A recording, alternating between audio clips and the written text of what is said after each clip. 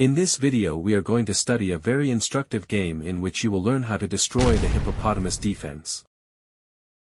The game began with the move d4.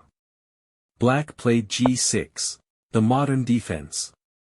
White played knight c3, developing his queen's knight on its natural square. Black played bishop g7, developing his bishop through the fianchetto, where it will be very well placed, since it occupies the large diagonal of dark squares and exerts pressure against the center. White played e4, occupying the center with his pawns. Black played d6, taking control of the e5 square, to prevent the white pawn from advancing. White played bishop e3, developing his queen's bishop into a good square and reinforcing the defense of the d4 pawn.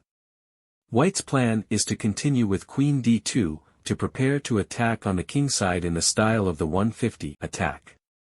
Black played a6, threatening to advance with b5 to expand his pawns on the queen side. White responded with a4, taking control of the b5 square, to anticipate the opponent's plans. Black played b6, with the idea of developing his queen's bishop on the b7 square, where it will be very well placed since it will occupy the large diagonal of light squares and exert pressure in the center. White played queen d2, mobilizing his queen and preparing to invade in the future with his bishop on the h6 square.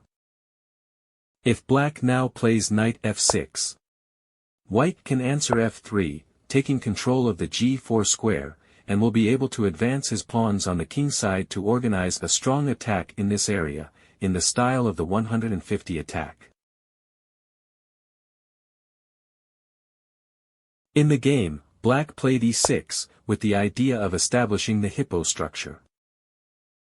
White played h4, beginning to advance with his pawns on the king side and threatening to advance with h5, with the idea of opening lines and being able to attack on the king side.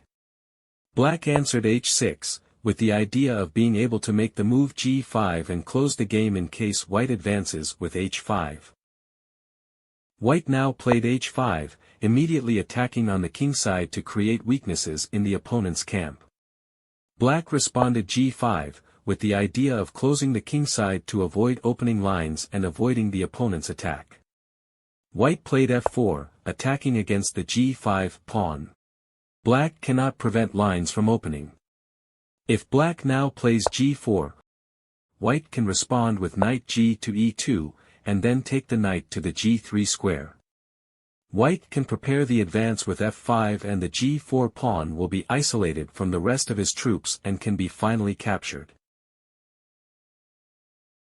In the game, black captured on f4.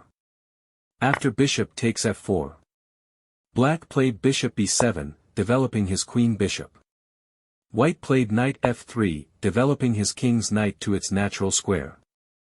Black answered knight d7, developing his queen's knight on this square so as not to block the action of the bishop on b7. Now, white castled on the queen side, preparing to attack on the king side, which is where black's structure has been broken. If black now develops his king's knight on the e7 square, white will be able to organize the attack very easily on the king side, preparing to break with g4. He can make moves like king b1, g4, g5, and so on. In the game, black played knight g to f6, developing his king's knight and threatening to capture the e4 pawn. White responded with bishop d3, completing the development of his minor pieces and defending the e4 pawn. The pawn center is perfectly supported by the pieces and white is now prepared to attack with g4 and g5. Black played queen e7, mobilizing the queen and preparing to castle on either side. Now, it was very strong to advance with g4, sacrificing a pawn with the idea of continuing with g5.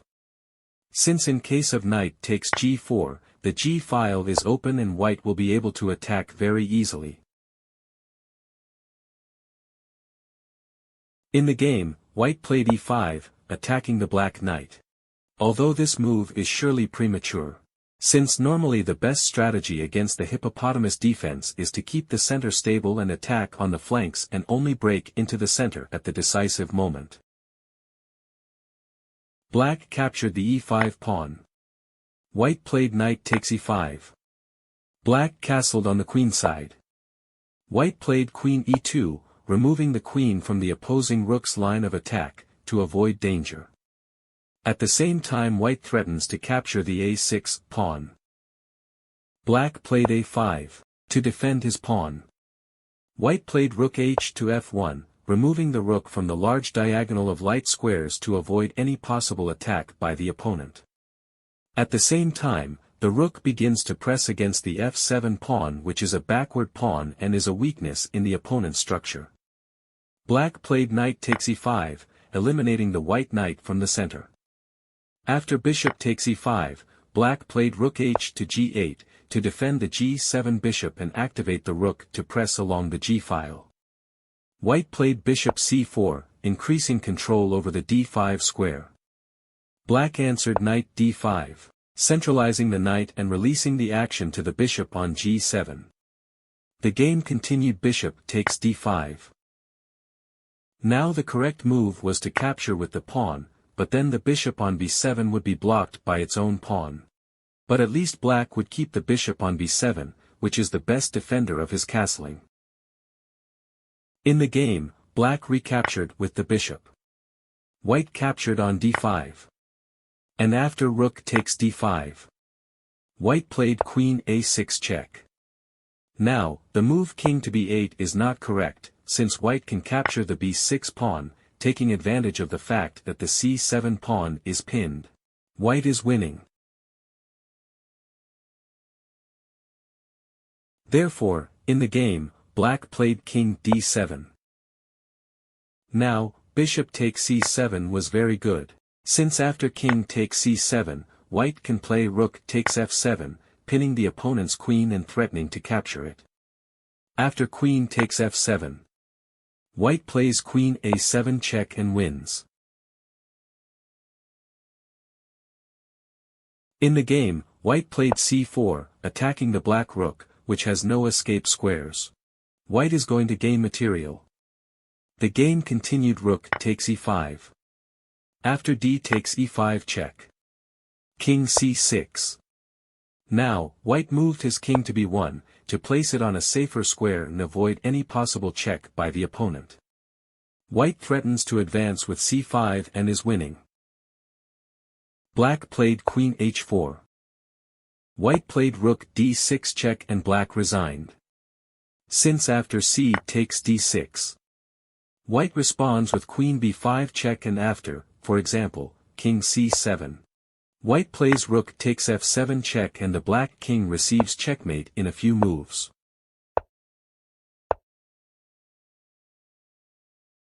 In summary. Tips for white. Early attack, don't wait passively. Look for opportunities to open lines and attack. Control of the center, don't let black occupy advantageous squares. Maintain control of the center. Attack on the flanks.